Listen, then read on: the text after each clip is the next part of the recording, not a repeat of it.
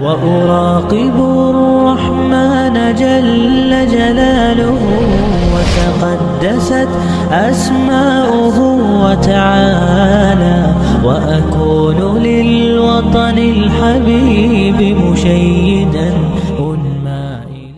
اللہ رب العالمین کا جب عذاب آتا ہے تو کسی ایک انسان کے ساتھ خاص ہو کر نہیں آتا ہے، یہ سوچ کر نہیں آتا ہے کہ وہ لڑکا یا وہ نوجوان جو برائی کر رہا ہے اسی کے اوپر عذاب آئے گا، بلکہ عام ہو کر کے آتا ہے اور سبھی لوگوں کو اپنے لپیٹ کے اندر لے لیتا ہے اور اپنے اندر سبھی لوگوں کو سمیٹ کر کے ختم کر دیتا ہے. جس طرح سے نبی صلی اللہ علیہ وسلم نے ایک حدیث کے اندر ایک مثال دیتے ہوئے کہا کہ کچھ لوگ سمندر کے اندر سفر کر رہے ہوں اور سمندر میں کشتی چل رہی ہو، وہ کشتی دو محل کی ہو، کچھ لوگ اوپر بیٹھے ہوئے ہوں، کچھ لوگ نیچے بیٹھے ہوئے ہوں. اب ظاہر سی بات ہے نیچے جو لوگ بیٹھے ہیں ان کو پانی لینے کے لیے اوپر والے لوگوں کے پاس جانا پڑے گا. اب یہ لوگ بیٹھ کر کے آپس میں مشورہ کرتے ہیں کہ ارے یار بار بار اوپر جانا پڑتا ہے، چلو اسی کشتی کے اندر سوراخ کر لیتے ہیں، پانی یہی سے نکال لیں گے. اب اگر اوپر والے لوگوں کو یہ بات معلوم ہوتی ہے کہ نیچے بیٹھے ہوئے لوگ یہ پلان کر رہے ہیں، یہ سوچ رہے ہیں کہ کشتی کے اندر سوراخ کر کے پانی یہی سے نکال لینا ہے، اس بات کو سننے کے بعد اگر وہ منع نہیں کرتے ہیں تو یاد رکھنا سبھی لوگوں کو اس میں ڈوبنا پڑے گا. نیچے والے تو جائیں گے ہی اور اوپر والے بھی صاحب لوگ جو منع نہیں کر رہے ہیں ان کو بھی اندر سمندر کے اندر جانا پڑے گا. یہی مثال برائی کی ہے کہ اگر برائی کو کسی کا ایک عمل سوچ کر کے کہ فلاں صاحب برائی کر رہے ہیں تو چلو انہی کے ساتھ محدود ہے تو ویسے ہی انجام ہوگا جیسا انجام کشتی والوں کا ہوا. تو بہت ہی جامع مثال ہے، یعنی برائی کو ہمیشہ سبھی لوگوں کا سمجھ کر کے منع کرنے کی کوشش کرنا چاہیے. قال اللہ تبارک و تعالی فی القرآن المجید وَلَقَدْ آتَيْنَا لُقْمَانَ الْحِكْمَةَ أَنِ اشْكُرْ لِلَّهِ وَمَنْ يَشْكُرْ فَإِنَّمَا يَشْكُرُ لِنَفْسِهِ وَمَنْ كَفَرَ فَإِنَّ اللَّهَ غَنِيٌّ حَمِيدٌ. تمام قسم کی تعریفات و توصیفات اس اللہ رب العالمین کے لیے لائق و زیبا ہے جس نے ہم تمام انسانوں کو اس روئے زمین پر پیدا کیا اور پیدا کرنے کے بعد رب العالمین کا ہم لوگوں کا اس روئے زمین پر پیدا کرنے کا جو مقصد ہے اس مقصد کو بھی اللہ رب العالمین نے واضح کر دیا، جس کے لیے اللہ رب العالمین نے اس روئے زمین پر بے شمار انبیاء کرام کو پہ در پہ نازل کیا، پہ در پہ رب العالمین نے بھیجا. انہی انبیاء کرام میں سے آخری کڑی ہمارے آخری نبی جناب محمد رسول اللہ صلی اللہ علیہ وسلم ہیں، جن کے امتی بننے کا، جن کے امتی ہونے کا ہم تمام لوگوں کو شرف حاصل ہے. اللہ رب العالمین کا نبی اکرم صلی اللہ علیہ وسلم پر لاکھوں کروڑوں درود و اسلام نازل ہو. سامعین کرام، آج کے اس خطبہ جمعہ میں میں آپ حضرات کے سامنے جس موضوع کے تعلق سے چند منٹ گفتگو کروں گا، چند منٹ اپنی باتیں پیش کروں گا، اس کو آپ نے سوشل میڈیا کے ذریعے سے دیکھ لیا ہوگا، سن لیا ہوگا. جو آیت کریمہ میں نے آپ حضرات کے سامنے پیش کی ہے، اس سے آپ کو پتا چل گیا ہوگا کہ میرا موضوع کیا ہے. میرا موضوع ہے لقمان حکیم کی اپنے بیٹے کو چند نصیحتیں. تو لقمان حکیم نے جو اپنے بیٹے کو چند نصیحتیں کی ہیں، انہی نصیحتوں کے تعلق سے انشاءاللہ آپ کے سامنے کچھ باتیں عرض کی جائیں گی. رب العالمین نے سب سے پہلے لقمان حکیم کے بارے میں بیان کرتے ہوئے فرمایا وَلَقَدْ آتَيْنَا لُقْمَانَ الْحِكْمَةَ کہ ہم نے لقمان کو حکمت عطا کیا. حکمت سے مراد اللہ رب العالمین نے ان کو علم عطا کیا اور اس کے بارے میں جانکاری حاصل کرنے کا ذریعہ عطا کر دیا. وہ حکیم مراد نہیں ہیں جو ہم اور آپ لوگ مراد لیتے ہیں جیسے ڈاکٹر وغیرہ، تو وہ حکیم مراد نہیں، بلکہ اللہ رب العالمین کے اس حکمت سے مراد یہاں پر شریعت کے بارے میں جانکاری رکھنے والے اور دین اسلام کے بارے میں معرفت رکھنے والے مراد ہیں.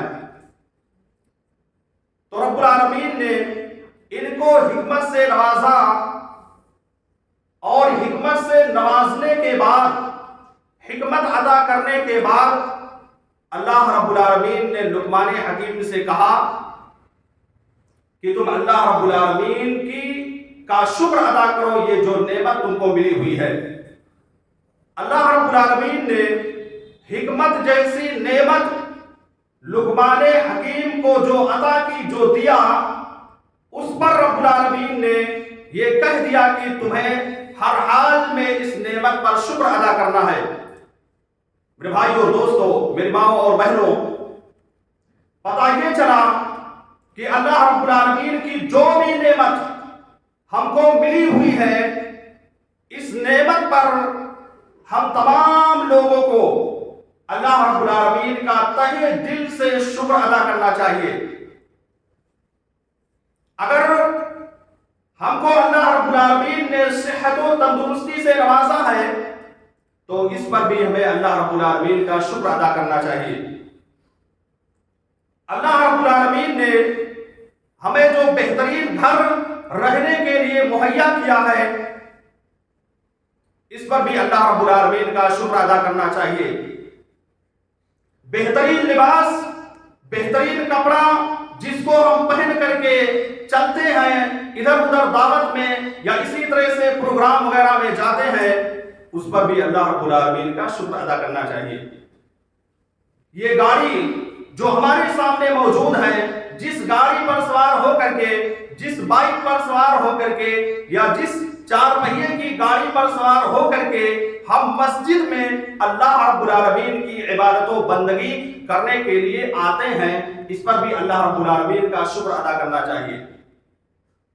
اور اس کو نہیں بھولنا چاہیے کہ اللہ رب العالمین نے ہمیں نماز پڑھنے کا پابند بنایا ہے، ہم کو نمازی بنا دیا ہے، ہم کو دین اسلام کی راہ میں خرچ کرنے کا عادی بنا دیا ہے. ہم اپنی دولت کو، کمائی ہوئی دولت کو اللہ کی راہ میں خرچ کرتے ہیں، تو اس پر بھی ہمیں اللہ کا شکر ادا کرنا چاہیے.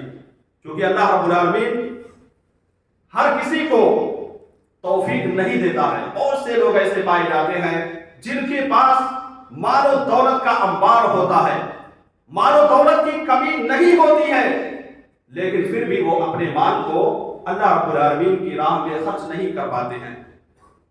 تو ان ساری نعمتوں پر ہم تمام لوگوں کو اللہ رب العالمین کا شکر ادا کرنا چاہیے. اسی لیے اللہ رب العالمین نے لقمان حکیم کو نصیحت کرتے ہوئے کہا کہ تم کو اللہ رب العالمین کی اس حکمت پر شکر ادا کرنا چاہیے. اب سوال یہ پیدا ہوتا ہے کہ یہ جو شکر ادا کرنا ہے، اس کا فائدہ کس کو پہنچنے والا ہے؟ کیا اپنے نفس کو پہنچے گا یا اللہ رب العالمین کو پہنچے گا؟ رب العالمین نے بیان کیا وَمَن يَشْكُرْ فَإِنَّمَا يَشْكُرُ لِنَفْسِهِ، کہ جس نے بھی ان نعمتوں پر اللہ رب العالمین کا شکر ادا کیا، اللہ رب العالمین کا شکر بجا لایا، تو اس شکر کا فائدہ اسی انسان کو پہنچنے والا ہے. جس نے اللہ رب العالمین کی دی ہوئی دولت پر شکر ادا کیا تو یہ فائدہ اللہ رب العالمین کو نہیں بلکہ انسان کو ہونے والا ہے. گویا کہ اللہ رب العالمین ہر طریقے سے اپنے بندے کو فائدہ پہنچانے کی کوشش کرتا ہے. اللہ رب العالمین کی یہ چاہت ہوتی ہے، یہ منشا ہوتی ہے کہ میرے بندے کو فائدہ پہنچتا رہے. لیکن اس کے برعکس اللہ نے کہا وَمَنْ كَفَرَ فَإِنَّ اللَّهَ غَنِيٌّ حَمِيدٌ کہ جس بھی انسان نے اللہ رب العالمین کی دی ہوئی نعمت پر شکر ادا نہیں کیا، اللہ رب العالمین نے جو نعمت عطا کر رکھی ہے اس نعمت کو پانے کے بعد ناشکری کرتا رہا، شکر ادا نہیں کرتا رہا، تو ایسا انسان بھی اپنے نفس کو گھاٹے میں ڈالنے والا ہے، اپنے آپ کو گھاٹے میں ڈالنے والا ہے۔ یعنی جو آدمی اللہ رب العالمین کی ناشکری کرتا ہے، اللہ رب العالمین کا شکر ادا نہیں کرتا ہے۔ تو رب العالمین نے سب سے پہلے لقمان حکیم کو یہ نصیحت کی جس کو میں نے آپ کے سامنے بیان کیا۔ اب لقمان حکیم کی چند نصیحتیں ہیں جو اپنے بیٹے کو کرتے ہوئے کہتے ہیں، اپنے بیٹے کو چند نصیحتیں لقمان حکیم کرتے ہیں۔ ان میں سے سب سے پہلی نصیحت انہوں نے اپنے بیٹے کو کرتے ہوئے کہا وَإِذْ قَالَ لُقْمَانُ لِابْنِهِ وَهُوَ يَعِظُهُ يَا بُنَيَّ لَا تُشْرِكْ بِاللَّهِ۔ لقمان حکیم نے اپنے بیٹے کو نصیحت کرتے ہوئے کہا اے میرے پیارے بیٹے۔ بہترین انداز لقمان حکیم نے اپنے بیٹے کو سمجھانے کے لیے اختیار کیا۔ اور آپ کو معلوم ہونا چاہیے کہ عربی زبان میں جب بھی بیٹے کو پکارا جاتا ہے تو ابن کہہ کر کے پکارا جاتا ہے، ابن کا مطلب بیٹا ہوتا ہے۔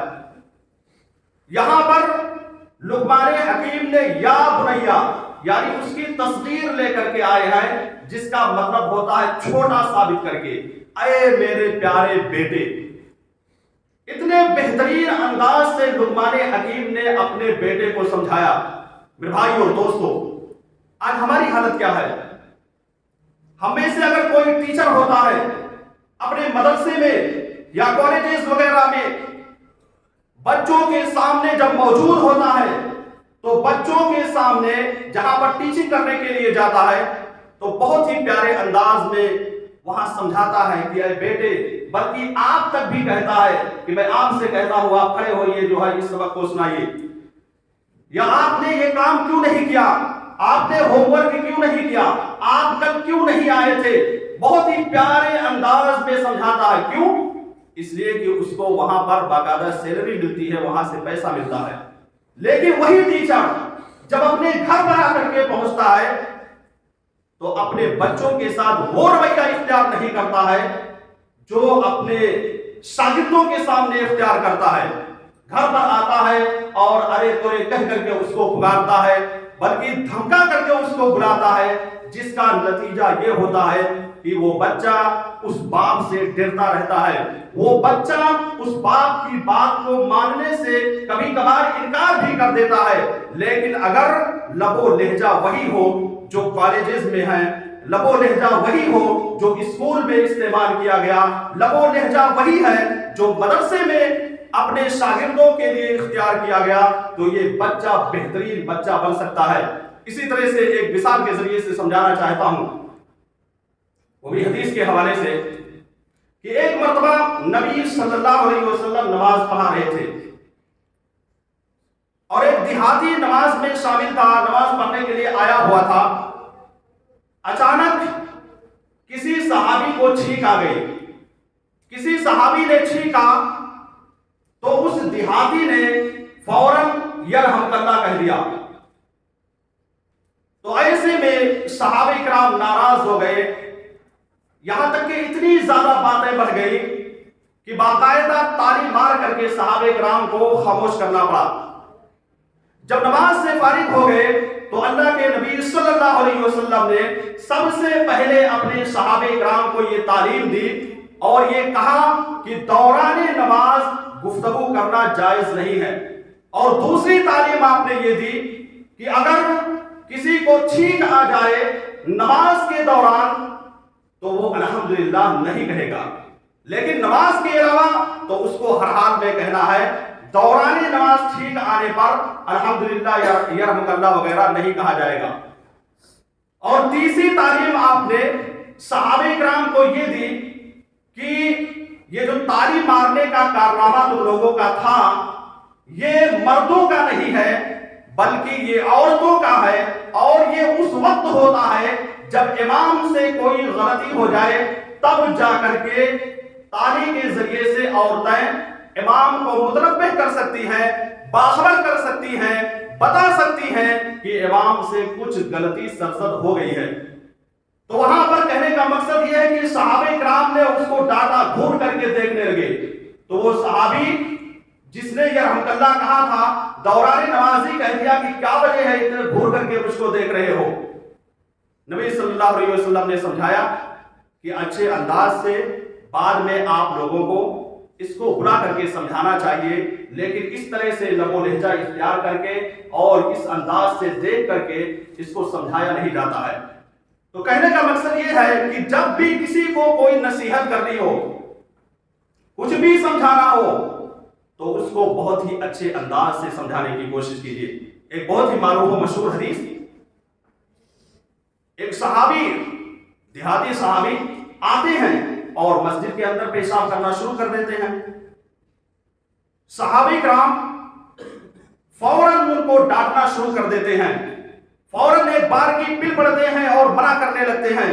نبی صلی اللہ علیہ وسلم نے کہا کہ تم کو منع کرنے کی ضرورت نہیں ہے، تم لوگ خاموش ہو جاؤ، وہ مکمل طور سے پیشاب کر لیں۔ جب وہ صحابی، دیہاتی صحابی پیشاب کر کے فارغ ہو جاتے ہیں، نبی صلی اللہ علیہ وسلم اپنے پاس بلاتے ہیں، بہت ہی اچھے انداز میں کہتے ہیں کہ اے میرے پیارے صحابی، آپ کو معلوم ہونا چاہیے کہ یہ مسجد اللہ رب العالمین کا گھر ہے۔ یہ مسجد اس لیے بنائی جاتی ہے تاکہ اس میں عبادت و بندگی کی جائے۔ یہ مسجد اس لیے نہیں بنائی گئی ہے کہ اس میں پیشاب کیا جائے۔ بہت ہی اچھے انداز سے نبی صلی اللہ علیہ وسلم نے باقاعدہ اس صحابی کو سمجھانے کی کوشش کی۔ تو ان دونوں دلیل کے پیش کرنے کا میرا مقصد یہ ہے کہ آپ بھی کسی کو نصیحت کیجئے، آپ اپنے بیٹے کو نصیحت کیجئے، اپنی بیٹی کو نصیحت کیجئے، آپ اپنی اہلیہ کو نصیحت کیجئے، تو بہترین لب و لہجہ اختیار کر کے آپ سمجھائیے، وہ آپ کی باتوں کو ماننے کے لیے تیار ہو جائیں گے۔ تو یہاں کہنے کا مقصد یہ ہے کہ لقمان حکیم نے بہت ہی جامع انداز میں، بہت ہی بہترین اور پیارے انداز میں اپنے بیٹے کو سمجھانے کی کوشش کرتے ہوئے کہتے ہیں، یا بنی لا تشرک باللہ۔ کیا کہتے ہیں کہ اے میرے پیارے بیٹے، تم اللہ رب العالمین کے ساتھ کسی کو شریک و ساجی مت ٹھہرانا، اللہ رب العالمین کے ساتھ کسی کو شریک مت کرنا۔ یہ لقمان حکیم اپنے بیٹے کو نصیحت کرتے ہوئے کہتے ہیں۔ کیوں کہتے ہیں؟ ظاہر سی بات ہے، شرک یہ بہت ہی بڑا گناہ ہے، شرک بہت ہی عظیم جرم ہے۔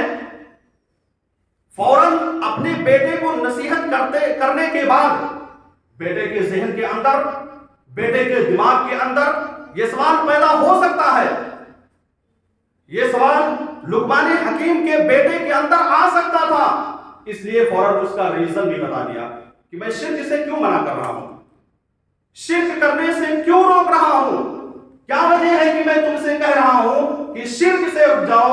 اس کی وجہ بھی لقمان حکیم نے بیان کرتے ہوئے کہا، ان الشرک لظلم عظیم، یہ میرے پیارے بیٹے، یہ شرک بہت بڑا گناہ ہے، معمولی گناہ نہیں ہے بلکہ بہت ہی بڑا گناہ ہے، اور ایسا گناہ ہے کہ اگر انسان مرنے سے پہلے اپنی زندگی میں اللہ رب العالمین سے سچے دل سے توبہ نہیں کر لیتا ہے، سچے دل سے اللہ رب العالمین سے اگر معافی نہیں مانگ لیتا ہے اور ویسے ہی مر جاتا ہے، تو ایسا آدمی جہنم کے اندر جائے گا۔ تو شرک یہ بہت ہی عظیم جرم ہے، بہت ہی بڑا گناہ ہے، اس لیے سب سے پہلے لقمان نے اپنے بیٹے کو شرک سے منع کیا۔ پتا کیا چلا؟ پتا یہ چلا کہ ہم کو بھی اپنے بیٹوں کو شرک جیسی مہلک بیماری سے بچانے کی کوشش کرنا چاہیے۔ اگر ہمارا بیٹا شرک کر رہا ہے، شرک و بدعات میں ملوث ہے، اللہ کو چھوڑ کر کسی ایسے کے پاس جاتا ہے اپنی مرادوں کو پوری کروانے کے لیے، اپنی بیماریوں کی شفا یابی کو تلاش کرنے کے لیے، تو ایسے میں اپنے بیٹے کو منع کرنا ہے۔ کیا کہنا ہے کہ اے میرے پیارے بیٹے، یہ شرک ہے اور شرک سے ہمیں اپنے دامن کو بچا کر کے رکھنا ہے۔ یہ کون کہہ سکتا ہے؟ یہ وہی انسان کہہ سکتا ہے جس کے اندر شریعت کے بارے میں جانکاری ہوگی، جو شریعت کے مطابق عمل کرنے کی کوشش کرے گا، جس کے اندر شریعت کے بارے میں ملکہ ہوگا، جانکاری ہوگی، وہی آدمی اپنے بیٹے کو یا اپنی اولاد کو شرک سے منع کر سکتا ہے۔ میرے بھائی اور دوستو، آپ سبھی لوگوں کو معلوم ہے کہ شرک کو اللہ نہیں معاف کرے گا، اس کے علاوہ سارے گناہ کو معاف کرے گا۔ ایک حدیث قدسی کے ذریعے سے آئیے اس کو جاننے کی کوشش کرتے ہیں۔ رب العالمین حدیث قدسی کے اندر فرماتے ہیں، یا ابن آدم انک لو اتیتنی بقراب الارض خطایا ثم لقیتنی لا تشرک باللہ شیئا، یا ابن آدم اگر تم مجھ سے قیامت کے روز، قیامت کے دن اس حال میں ملاقات کرو گے کہ میرے ساتھ تم نے کسی کو بھی شریک و ساجی نہیں ٹھہرایا ہے، یعنی صرف اور صرف ہمیشہ اللہ رب العالمین ہی کی عبادت و بندگی کی ہے، ایسا نہیں کیا ہے کہ اللہ کو چھوڑ کر کے کسی اور کے در پر جا کر کے اپنی پیشانی کو ٹیکا ہے، ایسا نہیں کہ ایک طرف اللہ رب العالمین کی عبادت و بندگی کی ہے اور دوسری طرف جا کر کے کسی بابا کے پاس، کسی پیر کے پاس جا کر کے ان کو پکارا ہے۔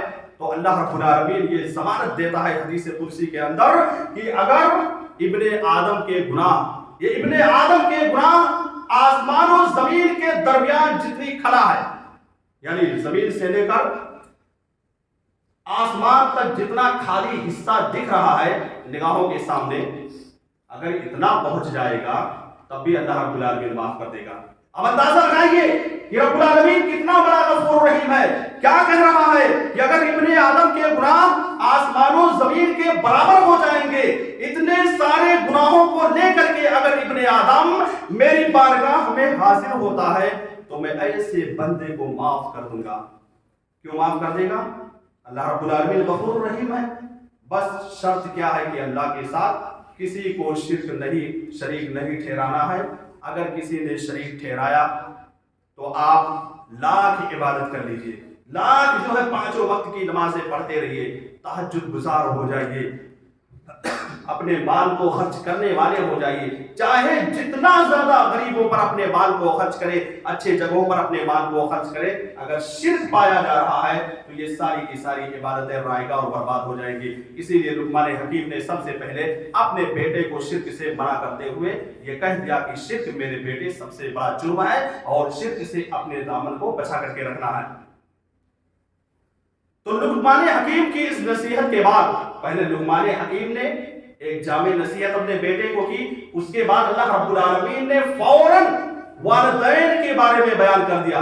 لقمان حکیم کی نصیحت شرک کے بارے میں، یا پتہ یہ چلا کہ حقوق اللہ کے بارے میں کہ اللہ کے حق کو ادا کرنا ہے، دوسرے نمبر پر فوراً اللہ رب العالمین نے بیچ میں لا کر کے والدین کے حق کو رکھ دیا۔ رب العالمین نے اس بیچ میں جو رکھا ہے اس کا مقصد یہی ہے کہ اللہ رب العالمین کے بعد سب سے زیادہ بندوں میں کسی کا حق ہے تو والدین کا ہے۔ والدین کا مقام و مرتبہ بہت ہی زیادہ ہے، اسی لیے اللہ رب العالمین نے کہا وَوَصَّيْنَا الْإِنسَانَ بِوَالِدَيْهِ حَمَلَتْهُ أُمُّهُ وَهْنًا عَلَى وَهْنٍ وَفِصَالُهُ فِي عَامَيْنِ، کہ ہم نے انسان کو وصیت کیا ہے، ہم نے آدمی کو وصیت کی ہے کہ وہ اپنے والدین کے ساتھ اچھے سلوک کرے، اچھا برتاؤ کرے، اچھے انداز سے اپنے والدین کے ساتھ پیش آنے کی تعلیم یہ اللہ رب العالمین دے رہے ہیں۔ کیوں؟ اللہ رب العالمین یہ تعلیم دیتے ہوئے کہتے ہیں کہ ماں نے اس کو اپنے پیٹ کے اندر رکھا اور تقریباً 9 مہینے تک جتنی بھی پریشانیاں آتی رہی، جتنی بھی مصیبتیں آتی رہی، ماں نے ساری پریشانیوں کو جھیل کر کے، ماں نے ساری پریشانیوں کا سامنا کر کے سب کچھ جھیلتی رہی۔ اٹھنا بیٹھنا سونا جاگنا ماں کے لیے حرام ہو گیا تھا، صحیح طریقے سے نہ تو وہ اٹھ سکتی تھی نہ ہی بیٹھ سکتی تھی، سوتی تھی تو اس طرح کی نیند نہیں آتی تھی جس طرح کی نیند ہمیں اور آپ کو آتی ہے۔ ان ساری پریشانیوں کو جھیل کر کے ماں نے پیدا کیا، اور پیدا کرنے کے بعد ماں نے یوں ہی نہیں چھوڑ دیا بلکہ تقریباً 2 سال تک ماں نے دودھ بھی پلایا، کافی دنوں تک ماں دودھ بھی پلاتی رہی۔ تو اس پر ہم تمام لوگوں کو اپنے والدین کا بھی شکر ادا کرنا چاہیے اور والدین کی ہر باتوں کو ماننے کی کوشش کرنا چاہیے۔ یہ اللہ رب العالمین نے تعلیم دی ہے، تو والدین کے ساتھ حسن سلوک کرنا یہ اللہ رب العالمین نے بالکل سبھی لوگوں کے اوپر واجب کر دیا ہے۔ لیکن ایک بات کو یہ بھی یاد رکھنا کہ اگر آپ کے والدین آپ کو یہ حکم دے رہے ہیں کہ نہیں آپ کو اللہ رب العالمین کے ساتھ شریک و ساجی ٹھہرانا ہے، اللہ رب العالمین کے علاوہ جا کر کے شرک کرنا ہے، شرک کی دعوت اگر آپ کے والدین دے رہے ہیں، اگر آپ کے والدین کہہ رہے ہیں کہ اے بیٹے تم کو شرک کرنا ہے، وَإِن جَاهَدَاكَ عَلَىٰ أَن تُشْرِكَ بِي مَا لَيْسَ لَكَ بِهِ عِلْمٌ، تو ایسے میں والدین کی اطاعت و فرما برداری نہیں کی جائے گی۔ پتہ یہ چلا کہ جس میں اللہ رب العالمین کی ناراضگی آ رہی ہو، جہاں سے اللہ رب العالمین ناراض ہو رہا ہو، جس کام کے کرنے سے اللہ رب العالمین ناراض ہوتا ہو، تو ایسے میں والدین کی باتوں کو نہیں مانا جائے گا، لیکن پھر بھی ان کے ساتھ حسن سلوک کیا جائے گا۔ ایسا نہیں کہ ان کی بات کو نہیں ماننا ہے، شرک کرنے کے لیے کہہ رہے ہیں تو ان کی توہین کرنا، توہین نہیں کرنا ہے، شرک سے منع کر شرک کی دعوت دے رہے ہیں، شرک نہیں کرنا ہے، اس کو چھوڑ دینا ہے، لیکن ان کی اطاعت و فرما برداری ہر حال میں کرنا ہے۔ کیوں؟ اس لیے کہ اللہ رب العالمین نے باقاعدہ والدین کی اطاعت و فرما برداری کرنے کو واجب قرار دیا۔ ایک واقعہ سعد بن ابی وقاص کے بارے میں آتا ہے۔ سعد بن ابی وقاص رضی اللہ تعالیٰ عنہ دین اسلام کے اندر داخل ہو جاتے ہیں۔ جب یہ اسلام کے اندر داخل ہوتے ہیں تو طرح طرح داخل ہوتے ہیں۔ ان کی ماں ابھی اسلام کے اندر داخل نہیں ہوئی تھی، وہ اسلام نہیں لائی تھی۔ جب سعد بن وقاص رضی اللہ تعالیٰ عنہ کے بارے میں معلوم ہوتا ہے ان کی ماں کو کہ میرا بیٹا محمد رسول اللہ کے دین کو اپنا لیا ہے، دین اسلام کے اندر آ گیا ہے، تو ایسے میں ماں نے کہا کہ اے بیٹے تم محمد کے دین کو چھوڑ دے، تم محمد کے دین کو ترک کر دے، تم محمد رسول اللہ کی باتوں کو مت مان۔ سعد بن ابی وقاص رضی اللہ تعالیٰ عنہ کچھ جواب نہیں دیتے ہیں۔ ان کی ماں نے کہا کہ اے سعد تم کان کھول کر کے سن لو، اس بات کو اپنے دل و دماغ کے اندر بٹھا لو، اگر تم محمد کے دین کو نہیں چھوڑو گے، اگر تم محمد رسول اللہ کے کلمے کا انکار نہیں کرو گے تو میں کھانا پینا بند کر دوں گی۔ اور ایسا کیا بھی اس کی سعد بن وقاص کی ماں نے، تقریباً 12 گھنٹے تک کھانا پینا بند کر دیا، بلکہ 24 گھنٹے تک کھانا پینا بند کر دیا، نہ کھانا کھاتی تھی نہ پانی پیتی تھی، بالکل مرنے کے قریب تھی۔ رشتہ دار آ رہے ہیں، سب دیکھ رہے ہیں، سعد بن وقاص کو کہہ رہے ہیں کہ تم کو شرم نہیں آتی ہے، تمہاری ماں تمہارے نگاہوں کے سامنے تڑپ رہی ہے، بھوکی پیاسی پڑی ہے، اور تم جو ہے اپنی ماں کی بات کو ماننے کے لیے تیار نہیں ہو۔ سعد بن ابی وقاص رضی اللہ تعالیٰ عنہ نے جو جواب دیا صحیح مسلم کے اندر موجود ہے۔ سعد بن وقاص رضی اللہ تعالیٰ عنہ نے اپنی ماں کے سامنے اور اپنے رشتہ داروں کے سامنے یہ کہہ دیا کہ اے میری ماں اور اے میرے رشتہ داروں سن لو، یہ تو میری ماں کی ایک جان ہے، اگر اللہ رب العالمین 100 جان دے دے، 100 جان دے دے، 100 جان ان کو دے دے، اور 100 جان ایک کے بعد دیگرے نکلتا چلا جائے، باری باری 100 مرتبے میں جان ختم ہو جائے، تب بھی میں محمد رسول اللہ کے دین کو چھوڑ نہیں سکتا۔ یہ جواب جب سعد بن ابی وقاص رضی اللہ تعالیٰ عنہ نے اپنی والدہ کے سامنے دیا تو ان کے دل پر یہ بات لگ گئی کہ اب تو میری بات نہیں مانے گا۔ فوراً وہ کھانا منگاتی ہے، کھانا شروع کر دیتی ہے، پانی منگاتی ہے، پانی شروع کر دیتی ہے، اور کچھ دنوں کے بعد اللہ رب العالمین ان کو ہدایت دے دیتا ہے، دین اسلام کے اندر داخل ہو جاتی ہے۔ تو پیش کرنے کا مقصد یہ ہے کہ والدین کی اطاعت و فرما برداری اسی میں کی جائے گی جس میں اللہ رب العالمین کی ناراضگی لازم نہ آتی ہو، اور جہاں پر اللہ رب العالمین کی ناراضگی لازم آ جائے گی تو ایسے میں ان کی اطاعت و فرما برداری چھوڑ دیا جائے گا، ترک کر دیا جائے گا۔ ایک دوسری حدیث پیش کر کے میں آگے بڑھتا ہوں۔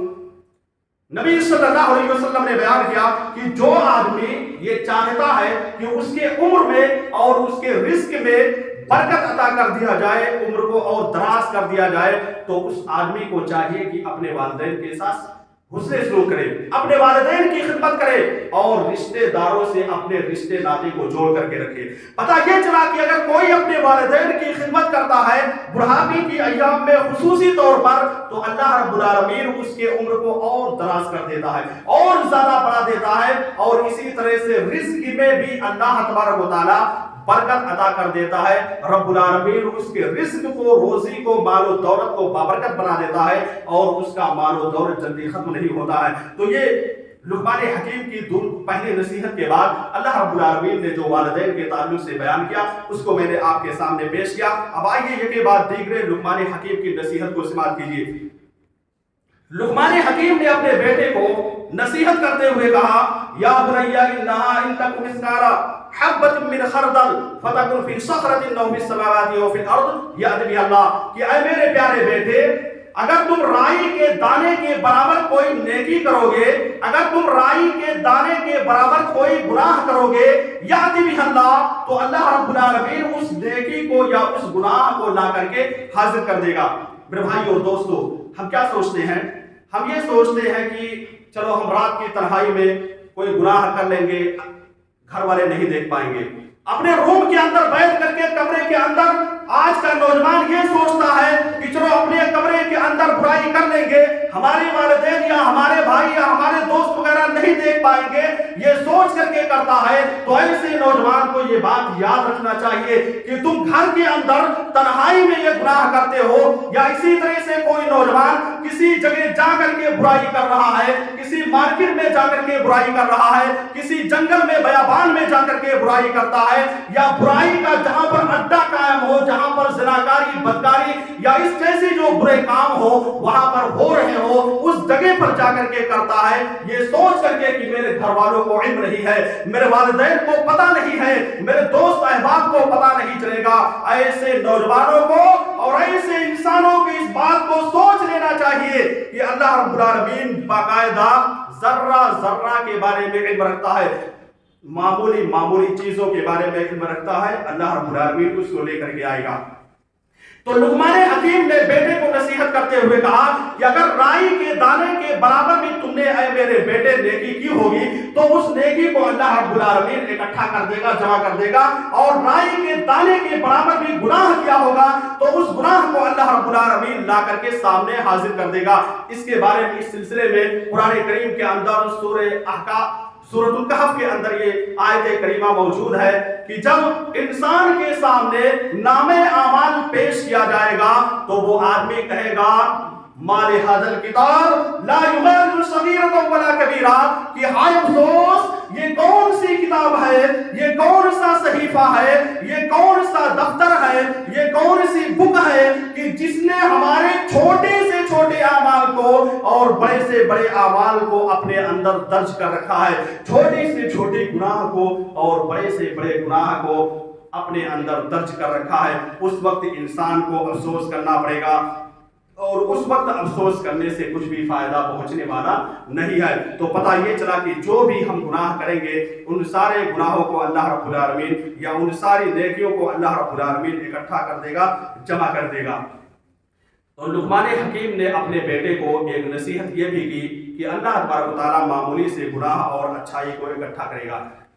اب تیسری نصیحت لقمان حکیم کرتے ہوئے کہتے ہیں، یا بنی اقم الصلاۃ وامر بالمعروف وانہی عن المنکر۔ لقمان حکیم نے اپنے بیٹے کو نصیحت کرتے ہوئے کہا، اے میرے پیارے بیٹے تم نماز قائم کرنا۔ یہاں پر لقمان حکیم اپنے بیٹے کو نماز کی تعلیم دیتے ہوئے کہہ رہے ہیں کہ اے میرے پیارے بیٹے تم نماز کو قائم کرنا۔ پتہ یہ چلا کہ باپ کی یہ ذمہ داری بن جاتی ہے، باپ کے اوپر یہ واجب ہو جاتا ہے کہ اپنے بیٹے کو یا بیٹی کو جب وہ 7 سال کے ہو جائیں نبی کے حدیث کے مطابق اس کو نماز پڑھنے کی تلقین کریں۔ نبی صلی اللہ علیہ وسلم نے یہ بیان کر دیا، مروا اولادکم بالصلاۃ وهم ابناء 7 سنین واضربوهم علیہا وهم ابناء 10 سنین۔ کہ اے امت کے لوگوں تم کان کھول کر کے سن لو، اس بات کو اپنے دل و دماغ کے اندر بٹھا لو کہ جب تمہارے بچے 7 साल के हो जाए तो उनको नमाज पढ़ने का हुक्म दो। लेकिन यही बच्चे जब 7 साल के आगे पहुंच जाए, 10 साल को पहुंच जाए, तो ऐसे बच्चों को, जो बच्चे नमाज नहीं पढ़ते हैं, उनको नमाज ना पढ़ने की वजह से मारो। तो मारने की तालीम 10 साल की उम्र में नबी सल्लल्लाहु अलैहि वसल्लम ने दिया कि अगर नहीं पढ़ते हैं तो इनको मार करके पढ़ाओ। और ये कब हो सकता है? कौन सा बाप अपने बेटे को नसीहत इस तरह कर सकता है कि बेटे नमाज कायम करो? वही बाप कह सकता है जो 5 वक्त की नमाजों का एहतमाम करेगा। वही वालिदैन कह सकते हैं जो 5 वक्त नमाजों का एहतमाम करते रहेंगे। वो बाप क्या अपने बेटे को कहेगा जो एक वक्त मस्जिद के अंदर झांकने नहीं आता है? वो बाप आखिर अपने बेटे को कौन सा मुंह लेकर के, कौन सा चेहरा लेकर के अपने बेटे से कहेगा कि ये बेटा, अल्लाह ने आपके ऊपर जो है नमाज को फर्ज कर दिया है, 7 साल की उम्र में नमाज पढ़ने की तालीम दी गई, नमाज पढ़ो। कभी भी नहीं कह सकता है। वही बाप कहेगा जिसका रिश्ता और जिसका नाता जो है मस्जिद से लगा होगा, जो 5 वक्त मस्जिद के अंदर आकर के नमाजें पढ़ता होगा, जो नमाजों का एहतमाम करेगा, वही बाप जाकर के अपने बेटे को नमाज की तालीम दे सकता है, नमाज के बारे में समझा सकता है। मेरे भाई और दोस्तों, वो बाप कभी नहीं कह सकता, और उसका हक भी नहीं बन रहा है। जो एक वक्त की नमाज नहीं पढ़ रहा है तो उसका हक कहां से बन रहा है कि वो अपने बेटे को तालीम दे कि नमाज पढ़ो? तो जरूरी है कि वालिदैन अपने बेटों को नमाज पढ़ने का, अपने बच्चों को, बच्चियों को नमाज पढ़ने की तालीम और तलकीन करें। इससे एक बात यह भी मालूम होती है कि अगर बाप ने अपने बेटे को नमाज की तालीम नहीं दी, नमाज के बारे में नहीं समझाया, नमाज नहीं पढ़ाया, तो ऐसे में जिम्मेदार कौन होगा? मस्जिद का इमाम जिम्मेदार होगा या वालिदैन जिम्मेदार होंगे? वालिदैन जिम्मेदार होंगे। अगर अपने बेटे को आपने बचपन में नमाजी नहीं बनाया, आपने अपने बेटे को नमाज पढ़ने की तालीम नहीं दी, तो याद रखना मेरे भाइयों और दोस्तों, मेरी माँ और बहनों, कल क़यामत के रोज जब अल्लाह रब्बुल आलमीन के सामने हाजिर होना पड़ेगा, रब्बुल आलमीन के सामने सभी लोगों को जमा होना पड़ेगा। वहां पर अल्लाह रब्बुल आलमीन सवाल करेगा, ये पूछेगा कि तुमने अपने बच्चों को नमाज पढ़ने की तालीम क्यों नहीं दी, तुमने अपने बच्चों को नमाज का पाबंद क्यों नहीं बनाया? ये अल्लाह रब्बुल आलमीन के सामने ऐसे वालिदैन को जवाब देना पड़ेगा। ऐसे वालिदैन अल्लाह रब्बुल आलमीन के सामने जवाब देने के लिए तैयार हो जाए जो अपने बच्चों को नमाज की तालीम नहीं देते हैं। तो लुकमान हकीम ने अपने बेटे को नमाज की तालीम दी, नमाज की तालीम देते हुए कहा कि ये मेरे प्यारे बेटे, तुम नमाज कायम करो, नमाज की पाबंदी करो। और आगे क्या हुक्म दिया? वअमुर बिल मारूफ, और नेक काम करने का हुक्म दो। ऐसा ना हो कि तुम खुद नमाज पढ़ते हो और अपने दोस्तों अहबाब को नमाज पढ़ने की तालीम ना दो। ऐसा नहीं करना है कि जैसे नमाज का वक्त हो तुम खुद मस्जिद के अंदर चले आओ और तुम्हारा दोस्त तुम्हारे साथ घूम रहा है, चल रहा है, फिर रहा है, उसको छोड़ दो ये कहते हुए कि तुम बाहर खड़े रहो, मैं नमाज पढ़ करके आता हूं। ऐसा नहीं, बल्कि आप किसी के साथ घूम रहे हैं, आप किसी के साथ जा रहे हैं, मगरिब की नमाज का वक्त हो गया, आप उसको तालीम देते हुए कहिए कि ऐ मेरे दोस्त, ऐ मेरे साथी, चलिए मगरिब की नमाज का वक्त हो गया है और मस्जिद के अंदर चलना है, हमको मगरिब की नमाज पढ़ना है, या इसके अलावा कोई भी नमाज का वक्त हो गया है, चलिए मस्जिद के अंदर नमाज पढ़ना है। तो अम्र बिल मारूफ का हुक्म देना ये सभी लोगों के ऊपर जरूरी है, और अम्र बिल मारूफ की तरफ बुलाना ये सभी लोगों की जिम्मेदारी है। वनहा अनिल मुनकर, और लुकमान हकीम ने अपने बेटे को नसीहत करते हुए कहा कि ऐ बेटे, तुम गलत कामों से मना करते रहना, रोकते रहना, बुराई से रोकना, और बुराई से रोकना इंतहाई ज्यादा जरूरी है। अगर कोई आदमी ये सोचे कि फला आदमी बुराई कर रहा है, फला आदमी का बेटा बुराई का काम कर रहा है, फला आदमी का बेटा जो है शराब पी रहा है, फला आदमी का बेटा जो है अय्याशी जहां पर कायम है वहां जा रहा है, फला आदमी का बेटा जो है जाकर के शराब नोशी कर रहा है, ज़िनाकारी कर रहा है, देख रहा है, नहीं मना कर रहा है, ये सोच के चलो मेरा बेटा तो नहीं कर रहा है ना। तो याद रखना, जब अल्लाह रब्बुल आलमीन का अजाब आता है तो सभी के ऊपर आता है। अल्लाह रब्बुल आलमीन का जब अजाब आता है तो किसी एक इंसान के साथ खास होकर नहीं आता है, ये सोच कर नहीं आता है कि वो लड़का या वो नौजवान जो बुराई कर रहा है उसी के ऊपर अजाब आएगा, बल्कि आम होकर के आता है। ہے اور سبھی لوگوں کو اپنے لپیٹ کے اندر لے لیتا ہے اور اپنے اندر سبھی لوگوں کو سمیٹ کر کے ختم کر دیتا ہے.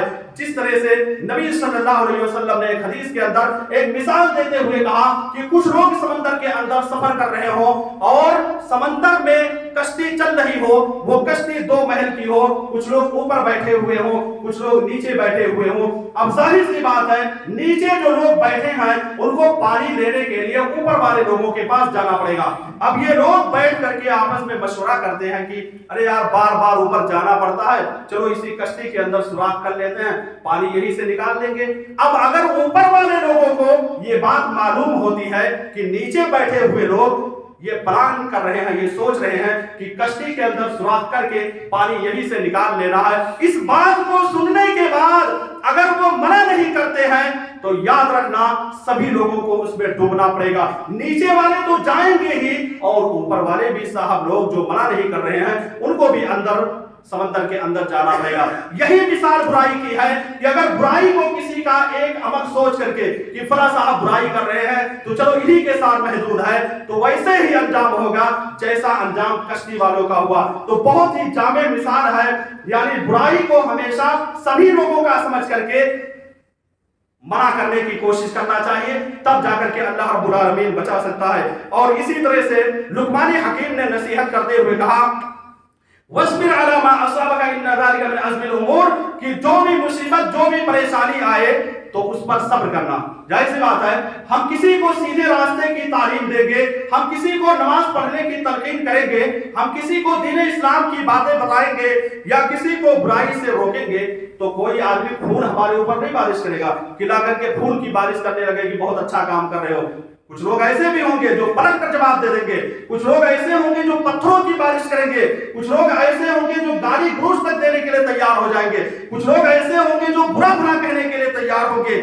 لیکن یہاں پر لقمان حکیم اپنے بیٹے کو نصیحت کرتے ہوئے کہتے ہیں وَاصْبِرْ عَلَىٰ مَا أَصَابَكَ إِنَّ ذَلِكَ مِنْ عَزْمِ الْأُمُورِ, کہ نیکی اور برائی, نیکی کے کام کر دینے میں, حکم دینے میں اور برائی سے روکنے میں اگر کوئی مصیبت آتی ہے, کوئی پریشانی آتی ہے تو اے میرے پیارے بیٹے ان مصیبتوں کو اور ان پریشانیوں کو تمہیں جھیلنا ہے, برداشت کرنا ہے. تو یہ لقمان حکیم نے اپنے بیٹے کو نصیحت کی. اسی طرح سے ایک دوسری نصیحت لقمان حکیم نے یہ بھی کی کہ اے میرے پیارے بیٹے جب بھی کسی سے ملاقات کرنا تو خندہ پیشانی کے ساتھ ملنا, اچھے انداز سے ملنا. وَلَا تُصَيِّرْ خَدَّكَ لِلنَّاسِ, لوگوں کے سامنے اپنے گال کو پھلانے کی کوشش مت کرنا. یہ مت سوچنا کہ میرے والدین تو بہت بڑے خاندان سے تعلق رکھتے ہیں, ہمارے والدین تو بہت ہی مالدار ہیں, میں مالدار گھرانے سے تعلق رکھتا ہوں, میرے پاس گاڑیاں موجود ہیں, میرے پاس بہترین گھر موجود ہے, میرے پاس بہترین بائک موجود ہے. یہ سوچ کر کے اپنے گال کو پھلانے کی کوشش مت کرنا. تو لقمان حکیم کی ایک نصیحت یہ بھی ہے کہ اپنے بیٹے کو کرتے ہوئے کہتے ہیں کہ بیٹے گال پھلانے کی کوشش مت کرنا, اپنے آپ کو بڑکپن ثابت کرنے کی کوشش مت کرنا.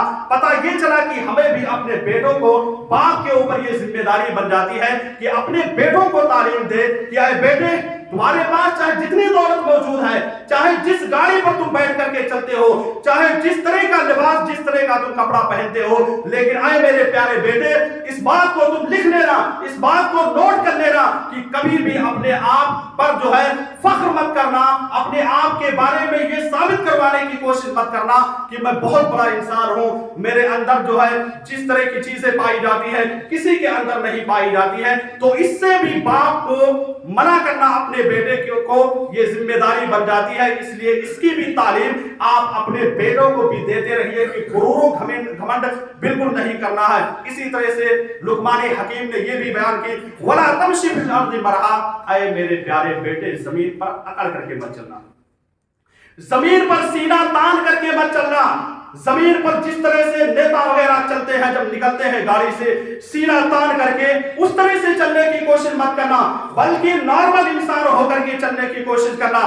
اپنے آپ کو میڈیم درجے کا آدمی ثابت کرنا کہ میں بہت میڈیم درجے سے تعلق رکھتا ہوں. اپنے اندر خاکساری پیدا کرنا, اپنے اندر خاکساریت پیدا کرنے کی کوشش کرنا, کبھی بھی جو ہے زمین پر اکڑ کر کے چلنے کی کوشش مت کرنا. ایک حدیث کے اندر نبی نے بیان کیا کہ ایک آدمی, ایک نوجوان بہترین مانگ نکالے ہوئے, بال بالکل कंघा किए हुए और बेहतरीन कपड़ा पहन करके वो चल रहा था, गुरूर और घमंड के साथ तकड़ करके, सीना तान करके।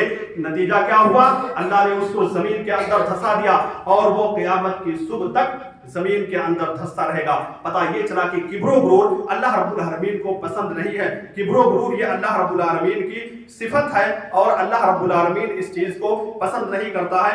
बस कुछ बातें कहकर मैं अपनी बात खत्म करता हूँ। लुक़मान हकीम की एक आखिरी नसीहत ये भी है, वक़्सिद फी मशइक, कि अपने चाल को बेहतरीन बना लेना, बेहतरीन चाल चलन के साथ चलना, अच्छे अंदाज से चलना, लोगों को दिखे कि ये बेहतरीन लड़का जा रहा है, ये बेहतरीन घराने से ताल्लुक रखने वाला बेटा जा रहा है, ये बेहतरीन बाप जा रहा है, ये बेहतरीन खानदान से अपने रिश्ते को रखने वाला इंसान जा रहा है। तो वहां पर अपनी चाल को बिल्कुल नॉर्मल न करके चलना है। और इसी तरह से आवाज के बारे में भी लुक़मान हकीम ने अपने बेटे को नसीहत की। वो नसीहत ये थी कि ऐ मेरे प्यारे बेटे, आवाज को बुलंद मत करना। कहीं किसी जगह पर तुमको बुलाया जाए तो ऐसा नहीं बुलंद आवाज से जा करके वहां पर बोलना, बल्कि नरमी इख्तियार करते हुए बोलना। किसी महफिल के अंदर मौजूद रहो तो वहां भी अच्छे अंदाज से बोलो, आवाज को बहुत बुलंद करके नहीं बोलना है। किसी जगह पर आपको बुलाया गया है, मिसाल के तौर पर आप क्लास में है, आपका टीचर बुला रहा है, आपका उस्ताद बुला रहा है, तो आप उसकी बात को नरमी से सुन करके उसका जवाब देने की कोशिश करना। वहां पर बुलंद आवाज से आप जवाब मत देना। और मिसाल भी जाकर के सेट कर दिया कि इन्ना अनकरल अस्वात लसौतुल हमीर, कि सबसे बदतर आवाज अगर किसी की होती है तो गद्धों की होती है। एक गद्दा अगर किसी मोहल्ले के अंदर रहता है और वो जब अपनी आवाज को निकालता है तो पूरे मोहल्ले के लोग उसकी आवाज को पसंद नहीं करते हैं, बहुत ही बेकार आवाज होती है। तो ऐसे वो लोग जो चीखते रहते हैं, जो हमेशा चीख चीख करके बातें करते रहते हैं, उनकी मिसाल ले जाकर के लुक़मान हकीम ने गद्दे की आवाज से मिला दिया, जिसको अल्लाह रब्बुल आलमीन ने कुरान करीम के अंदर ला करके जिक्र कर दिया। तो ये लुक़मान हकीम की कई नसीहतें हैं। इन नसीहतों को आप में से हर शख्स की ये जिम्मेदारी बन जाती है कि आप अपने बच्चों को तालीम देते रहिए, तरबियत करते रहिए। बाप की जिम्मेदारी है अपने बेटों की, जिस तरह से बचपन में ढालने की कोशिश करेंगे, जिस तरह से अपने बच्चों को समझाने की कोशिश करेंगे, अगर सीधे रास्ते पर ले करके चलने की कोशिश करेंगे तो आपका बच्चा हमेशा वो सीधा ही रहेगा, नेक बनेगा। लेकिन अगर आप उसको आजाद छोड़ देंगे, कुछ भी तालीम और तरबियत नहीं देंगे, तो आपका ये बच्चा आगे चल करके गलत कामों को कर सकता है। और आगे चल करके जब गलत इंसान निकल जाएगा तो आपकी बातों को नहीं मानेगा, बुढ़ापे का सहारा आपका नहीं बनेगा, आपसे खुद लड़ाई झगड़ा करने के लिए तैयार हो जाएगा। जो लोग शिकवा करते हैं, शिकायत करते हैं कि मेरा बेटा मेरी बात नहीं मानता है, वजह यही है कि आपने अपने बेटे को बचपन में आजाद छोड़ दिया। आपने अपने बेटे को वो तालीम नहीं दी जो शरीयत का मुतालबा है। आपने अपने बच्चों को वो तालीम और तलकीन नहीं किया जो शरीयत बचपन में मुतालबा कर रही है, जिसका नतीजा है कि बेटा इस तरह से निकल रहा है। बहरहाल अल्लाह रब्बुल आलमीन से दुआ करता हूँ कि अल्लाह रब्बुल आलमीन हम तमाम लोगों को इन बातों पर अमल करने की तौफीक अता फरमा। इलाही आलमीन हम तमाम लोगों को, हम तमाम वालिदैन को लुक़मान हकीम की नसीहतों को जरूर जरूर करने की तौफीक अता फरमा। इलाही आलमीन हम तमाम लोगों को अपने बच्चों को नमाज पढ़ने की पाबंदी करने की तौफीक अता फरमा। इलाही आलमीन हम तमाम लोगों को इसी तरह से वो लोग जो शिर्क व बिदअत में मुब्तला हैं, उन लोगों को शिर्क व बिदअत जैसी मोहली बीमारी से बचने की तौफीक अता फरमा। इलाही आलमीन हम तमाम लोगों को जो हमेशा खाकसारी इख्तियार करने की तौफीक अता फरमा। इलाही आलमीन हम तमाम लोगों को जुमा की अहमियत व फजीलत को समझने की तौफीक अता फरमा। इलाही आलमीन हम में से जो भी मुसलमान भाई परेशान हाल हो, इलाही आलमीन तो उनकी परेशानियों को खत्म कर दे। इलाही आलमीन हमारे वो मुसलमान भाई जो मरीज हो, बीमार हो, इलाही आलमीन उनको शिफाए कामिला व आजिला अता फरमा। इलाही आलमीन हमारे वो भाई जो किसी परेशानी में मुब्तला हो, इलाही आलमीन उन परेशानियों का तो खात्मा कर दे। इलाही आलमीन जब तक तू हम तमाम लोगों को जिंदा रख, दीन इस्लाम पर जिंदा रख, और जब हमारा खात्मा हो दीन इस्लाम पर हो। आमीन व आखिरु दअवाना अनिल हम्दुलिल्लाहि रब्बिल आलमीन।